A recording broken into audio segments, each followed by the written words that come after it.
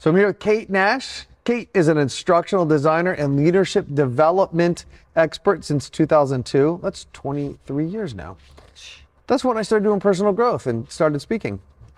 She's created a variety of different training and leadership development programs with Fortune 500 companies for 18 years. In 2020, she left the corporate world to help online business owners create and deliver programs, courses, and workshops their clients and customers love. And I've got to say, so Kate, Kate came into my program Black Belt, met her through Natalie, my director of operations. We hired Kate to start creating some certifications for higher level courses, and then to take where we teach people how to write scripts and create like a standalone course that we could sell, because we normally deliver that. All right, I'm talking way too long. But anyway, here's what I want to give kudos to you on. She put AI to it, and we've had people at this event testing it, and they are going crazy for it. Why are people, what was the name we gave it? DynamicScriptWritingAI.com, I think was what we bought. So we now have an AI tool that will write presentations for people based on our, write presentations with people based on our methodology of writing presentations. Why are people going so crazy for this? And I'm so happy and thank you that they are. I'm pretty excited about it too, because when I went through the core training, the whole time I'm thinking, I could make this so much easier. Like, there's a way to use these tools that exist today that didn't exist before. Because before you would have to teach somebody actually how to write. But what really matters is that they're taking their content and AI can shape it into your template.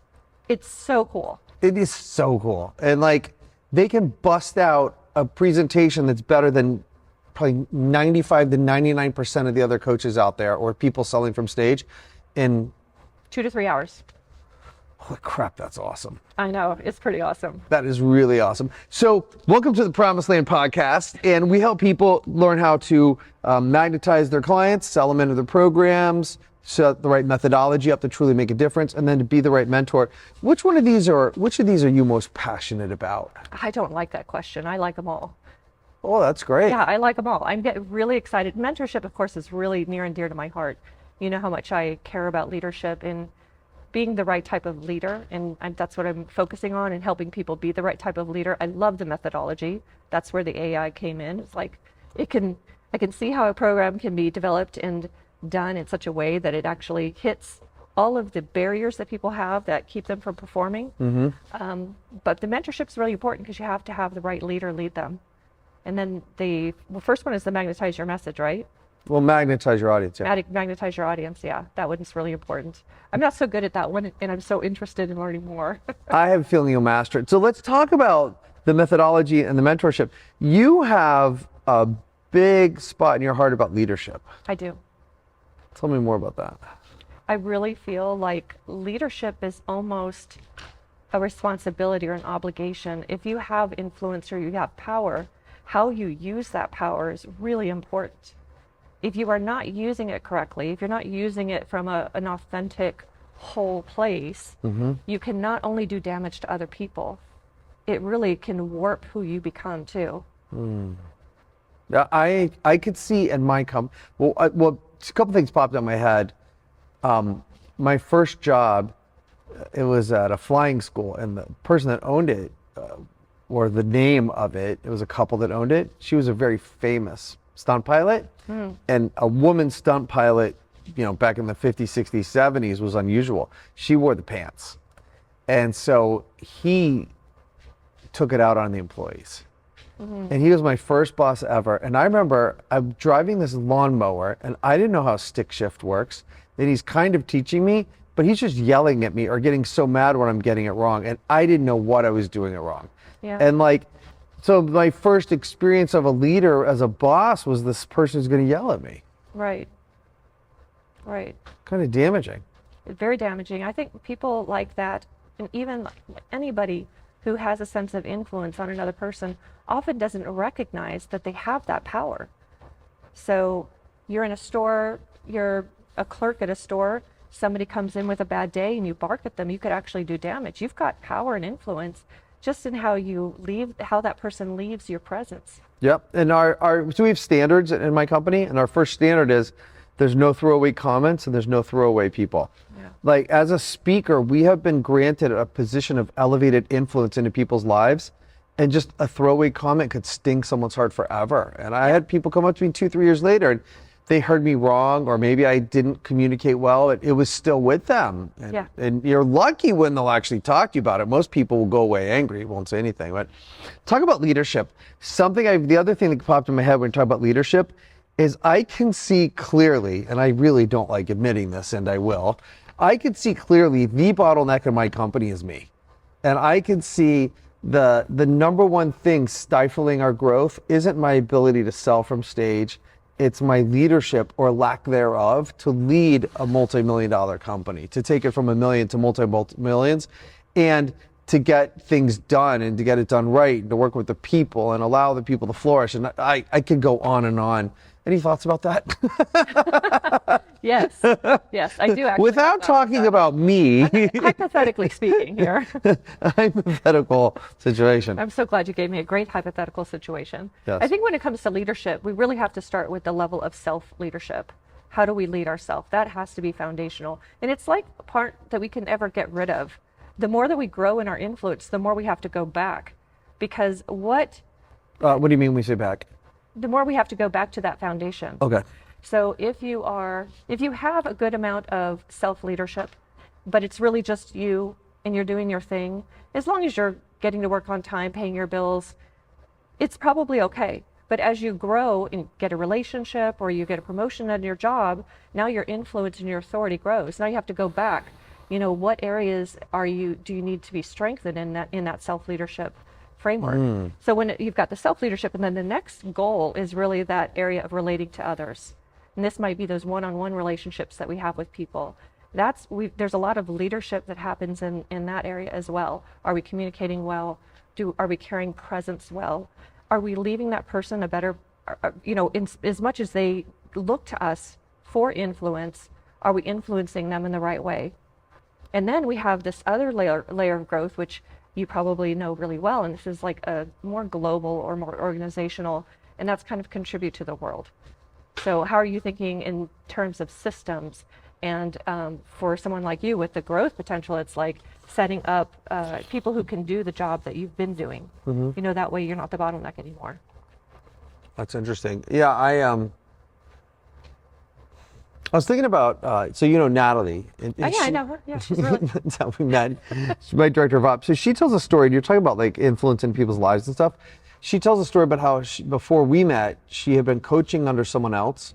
And that person, coach, held authority and made sales by diminishing the prospect. And I think a lot of coaches still do that. They like, I'm so great, you don't know crap, and so you need to buy my stuff. And then when people join, it was so funny. I was in a mastermind with this, or in a training with this person once, and they're like, coaching is set up, and they explain this exact model. And she's like, I just really don't like it. And then she proceeded to do it to everybody around the table. Established her authority by showing how much she knew and how much we didn't. Yeah. To get control and positioning for sales. Yeah. And it works, but I really don't like it. And then what it brings me back to, and what I thought about Natalie is, our company made a huge difference in her confidence in who she is. And yet, at some point, I wonder how much I'm still able to nurture and grow her in her position as she has elevated. And as I'm moving into fields that I'm not as adept at, because I'm stepping into areas I've never been in before. Yeah. Why do you have to grow her? I think every company is a personal growth company. Right. And that I read this once, and I really believe it. Every company, you're not selling widgets. Right. You're growing people. Absolutely. I'm just saying, why do you have to do it? Why can't you figure out together with her what she needs, and then make sure that she gets the growth and development opportunities or training that she needs? That is such a simple answer. It's amazing. Because you didn't say this to me before, that's why. Yeah. Huh. That's a different shift from a lot of authority where you think you have to be the source of everything. And that's a model that's really popular. Talk about models that are popular. You were talking about something today. Yeah. Micromanagement? Micro-leadership? Micro-leadership? Yeah. What is that? It's basically leadership by micromanagement. Like, for instance, I just feel like a lot of people have like, I know this works for me, and it works really well. So I'm going to implement it in a way where it's going to work with everybody. I see this a lot with I see it a lot in courses. A lot of coaches coach that way. Coaches this way. These are the exact same steps that I took. And that's one of the reasons why one of my points when I speak is about mark the trail. It's like, let's make sure that people know the points at which they need to check in, but to give them the exact same steps could sometimes be misleading, because what it took for you to get from A to B may be a different journey for somebody else. Like, they may need different insights, they might have different barriers, but they might have totally gotten the thing that you got, but there's something else that's tripping them up. You're making me really question my teaching. I don't mean to do that. No, it makes me even extra glad we hired you to help make our courses better. So what got you into this? What got you? So is your sweet spot, is it the course creation and design? Is it leadership? What is it? I mean, it seems to all kind of go together. It does go together. I mean, the point is that you want to be the type of leader that gets people from A to B, or from the before to after, as you like to say, the left side of the river to the right side of the river, right? Yeah. It takes the methodology to get them from there to there, but it also takes the mentorship, just like what you said. Those two M's that you have in your thing are exactly it. Well, course creation is part of the methodology, and leadership is part of the mentorship. So, what's the best way to go about improving your leadership? I'm so glad you asked that. I have an assessment that people take, and it tells them exactly what their needs are and how to prioritize it so that they can work in the right area. As far as what that solution is, it's a personalized learning plan. Just like Mark the Trail. What is it that they need to get in whatever area they need to get? That wasn't a leading question. I didn't know you had that. Oh, yeah. Oh, that's awesome. Yeah. So someone like me who wants to improve our leadership takes this assessment, and then it does what? You get a personalized development plan. It tells you exactly what you need to work on. Really? Mm-hmm. Does it find out where we want to go? That's part of the assessment. Okay. Yeah. It's situational because I try to think of it like a blood test. This may be a bad analogy, but you could take a blood test and it will tell you where you are right at that minute. Yeah. And based on different things that are going on in your health, you might be fine or you might not be fine. And the same with this, like, your leadership is not just fine once and for all. Situations change. Your personal situation can change. Like, you could get, married or have a kid, or something happens in your life and you're more stressed and you don't show up like you should.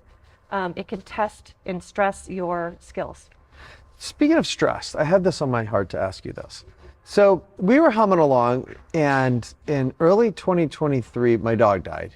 And that was rough. Like, that dog was, I cannot overemphasize how much of a part he was with me as I journeyed from coming out of the recession and a big depression to my new company and moving to Idaho and just really making huge changes in my life. Yeah. And he was a big part of it, like that positive anchor influence in my life. He was awesome. So that was rough. And then, kind of got out of that. And then 2024 was awesome. We had a baby, and that was a big readjustment to a new way of life. Yeah. And navigating that. Lack of sleep. Thank God for Betsy. Sleep really wasn't the hardest thing.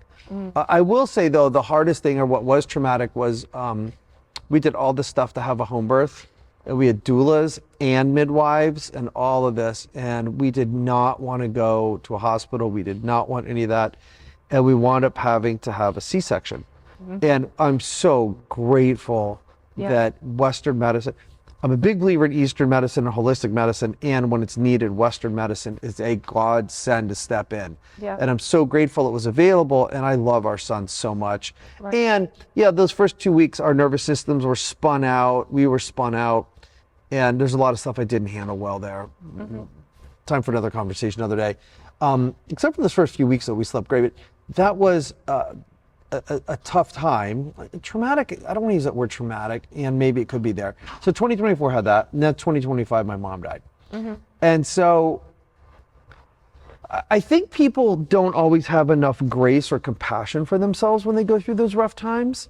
But what advice would you give to leaders on when they do go through these tough times, when they do go through rough times, like how do you navigate that and still steer the course or steer the ship or make sure that maybe I don't have to steer it, make sure the stuff keeps going with integrity and with excellence.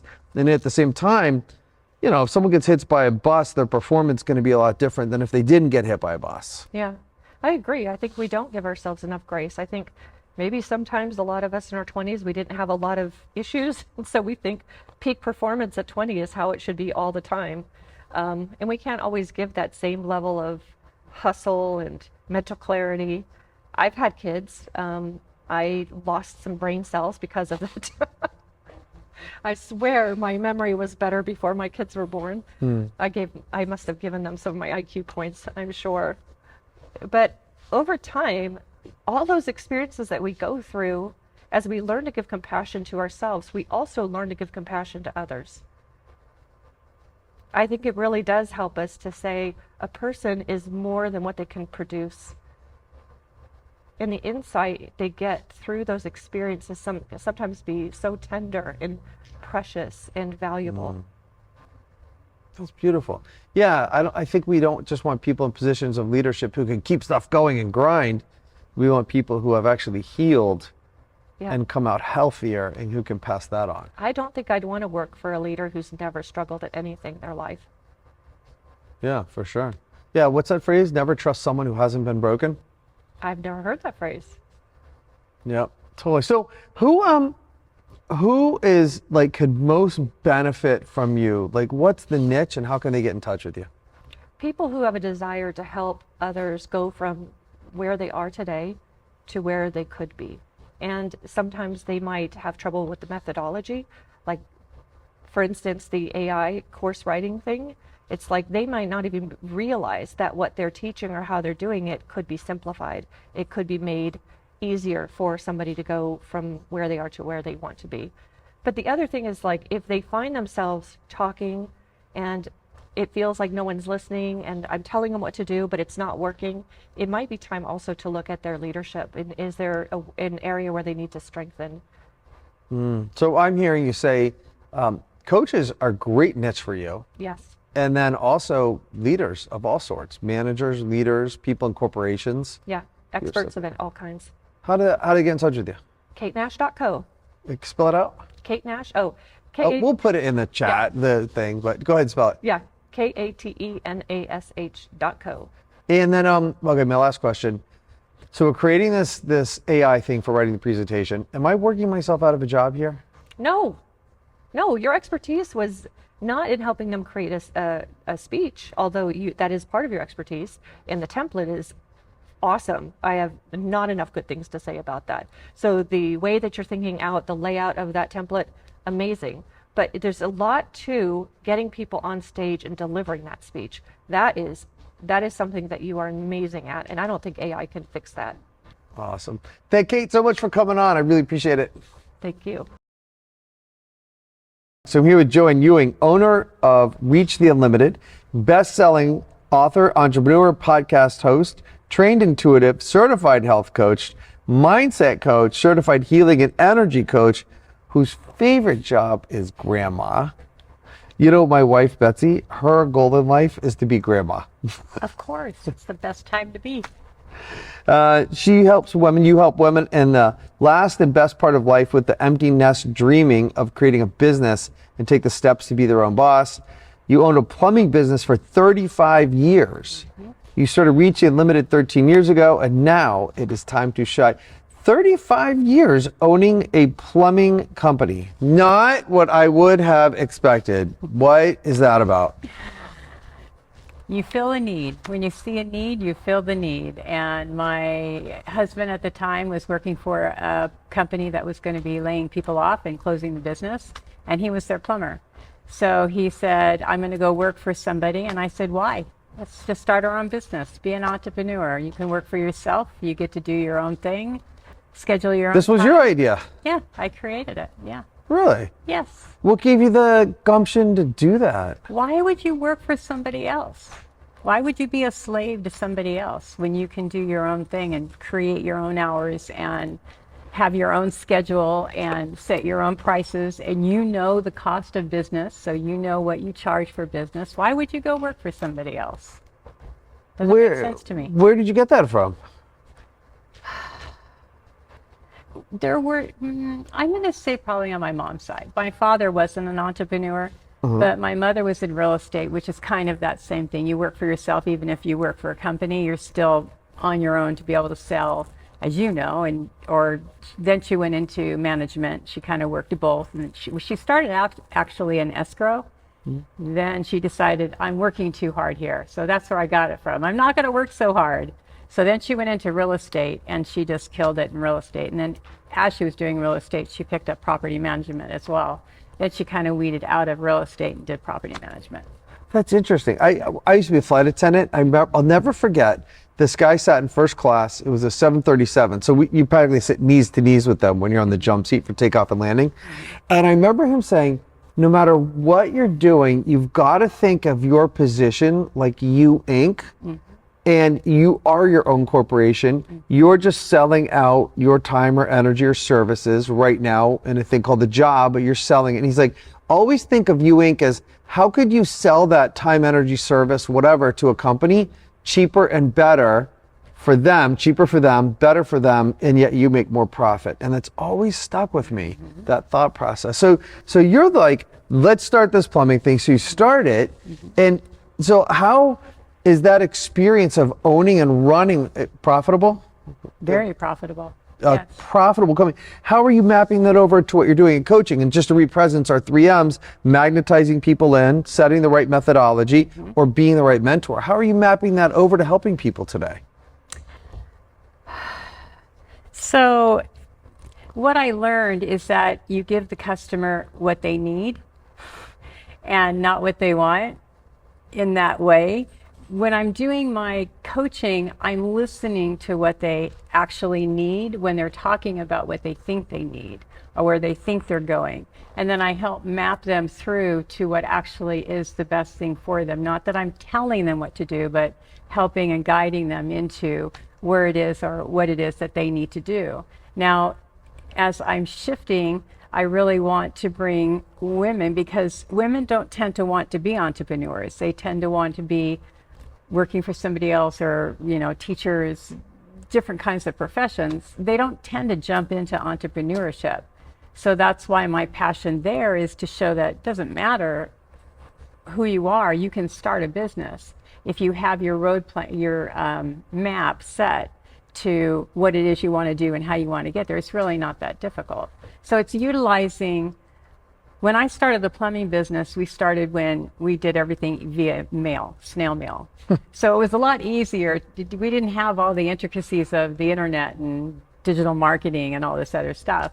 But it's still the same principle. So bringing that to them and how they can shift and bring in customers and then give the customers what they need and create a profitable business in that way too. It's just by being of service.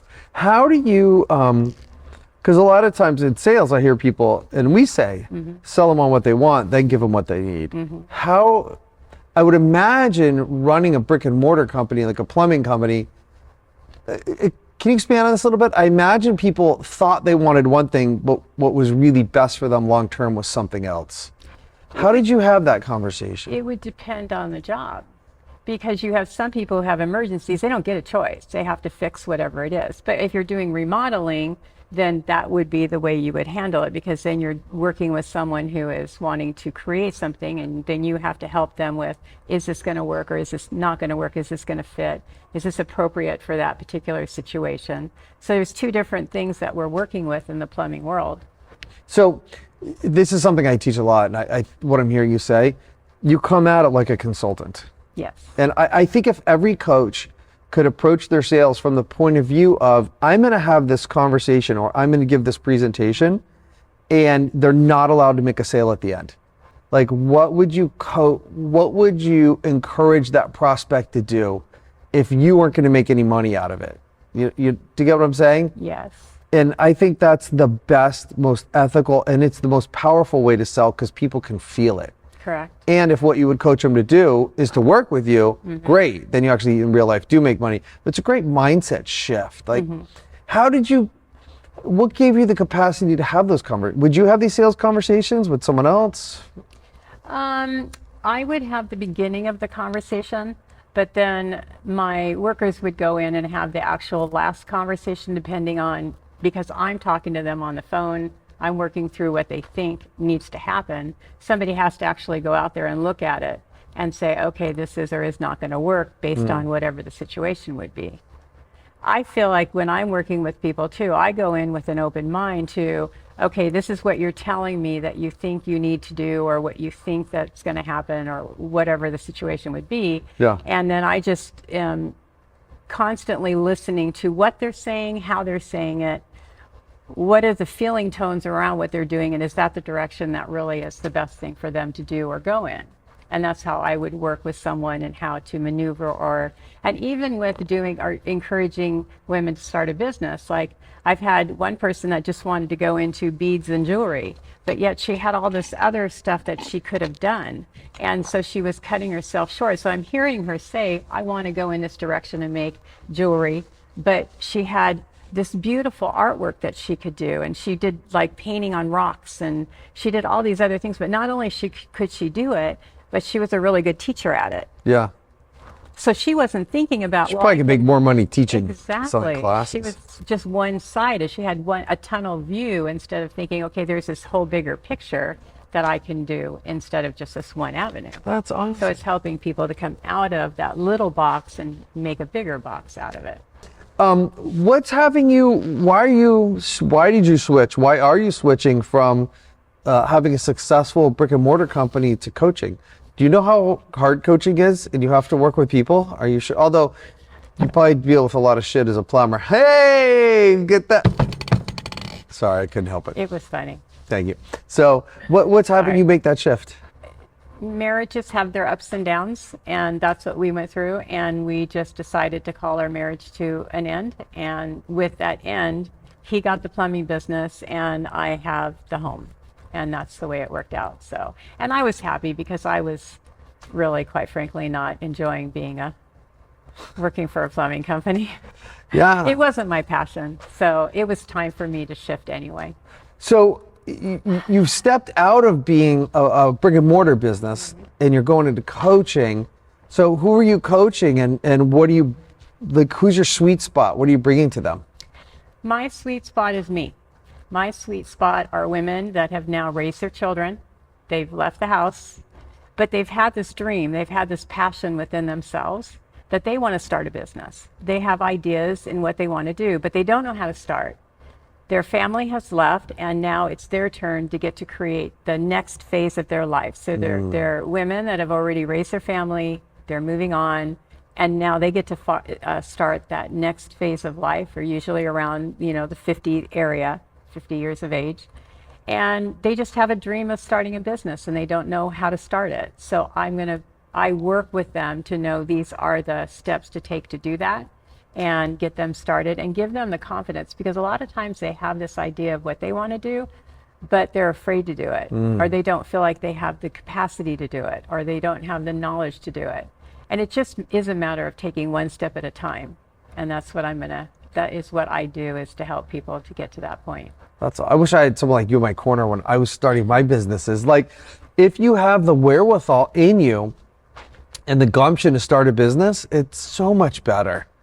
And the freedom that comes from it. So I love it. And something that I heard you say before is you want to create something that no one can ever take away from them. When I went through the divorce, the plumbing business was my baby. I started it, and it was my hard work and tears and blood that brought that business into fruition. And so when that happened, when I lost the business, it was hard. It was devastating to me, because that's my income and that was my baby. But I did some adjusting, and now I really get to go into what is really important to me, what I'm passionate about. Plumbing wasn't it. So even though it was difficult and scary for me, I'm not the only one that's been in that position where you're on a path, you've got income coming in, you're used to the income and the lifestyle that you live, and now you're put the brakes on and you're going a different direction. It can be scary, but it's not. It's just a matter of saying, and this was my mantra, I did it once, I can do it again. I Yes. created that business. I can create this other business. It's just going to take the work that I did the first time to do the second time, and it won't be as hard because I already did it the first time. And now we have, modern technology. We didn't have that when I started that plumbing business. So it's just taking that time, I think, to give myself a break and then change my mindset in the direction that I was going. And that's what I help women do, is to say, okay, I raised my family and now I get to go in another direction. And it doesn't have to be scary. It's just a matter of you changing or shifting your view onto the new direction you're going and being able to take that direction and know that it is a process. It doesn't happen overnight. You have to take the steps. You have to build your clientele. You have to do the building to make that business successful. And it does take years. It's not something generally that happens overnight. It can, but that's going to depend on you and how you move. I wish more people knew that. Like, they think they're just going to call themselves a coach or a speaker and money's going to fall out of the sky. Yeah. Like, that makes no sense. No. It takes a while to business. So talking about that, as we wrap up, like, what's your top tip from either magnetizing people to you, setting up the right methodology, or being the right mentor, or finding the right mentor? What's a top thing you wish you had known when you were starting? What's your top thing you'd love to give to our audience on their journey? I feel like, first of all, it's being clear about who I am, because I came from having a business and going to a different business and a change of life. So it's being clear about what I wanted to do, what my direction was, because that really helps you to be able to move forward. Having a mentor, which I've had many mentors that have been just so instrumental in my moving forward, because even though I had a plumbing business that was a brick and mortar, it's much different than doing something digital. So I still need to have the coaching and the mentorship that I'm going to need to move forward. And that's what I also teach and work with the people that I work with, is that, sure, you can do it alone, but why? Again, it's going back to, are you going to do it the hard way or the easy way? Yep. Sure, you can do it the hard way, but it's going to take you longer. So invest in yourself, invest in the education that you can gain to be able to start that business strong. Because what we did is had a strong plumbing business when we started. It was easy then. Now I think there's a lot more things that you need to know and that you should learn and have that strong foundation. So when you do get moving, and you will, that you'll have a strong future and a successful business as well. That's beautiful. And just in case anyone's listening and they're like, well, she was a plumber, what does she know about coaching? Business is business is business. And running a successful business, the reason people who own multiple businesses is they know how to run a business. Mm-hmm. It's all about sales, marketing, people. You don't have to reinvent the wheel. It doesn't matter what it's dressed up as. Business is business is business. I really believe that. I think to reiterate, it's don't reinvent the wheel. It just takes too much time and energy. So I know your sweet spot is those women who have gone through a big life transition, maybe divorce or something, and like I heard you say it before, they want to create something that nobody can take away. They really want to start a real business. How can they get in touch with you?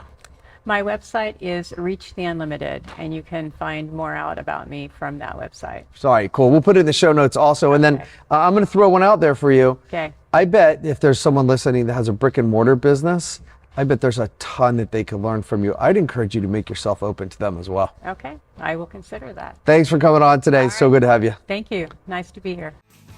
Thanks for joining me today on To the Promised Land podcast. If you're ready to grow your impact, master your message, and become the kind of speaker people can't ignore, head on over to our website, to thepromisedlandpodcast.com. That's where the real transformation begins. The links are all in the description.